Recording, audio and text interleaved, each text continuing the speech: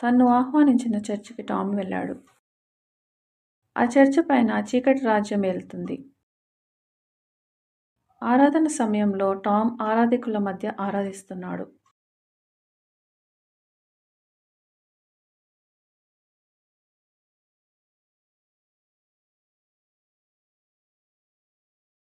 పరిశుద్ధాత్మ వచ్చి టామ్తో మాట్లాడుతున్నాడు. టామ్, నీవు చూడలేనివన్నీ నేను చూడగలను. 2వ రాజులు 6:17 ప్రకారం నీ కన్నులు తెరుస్తున్నాను. నేను చూసేవన్నీ మళ్ళీ తెరుస్తున్నాను. నీ ముందు కూర్చున్న వారిని నేను చూడగలుగుతున్నట్లు నీవు చూడగలవు.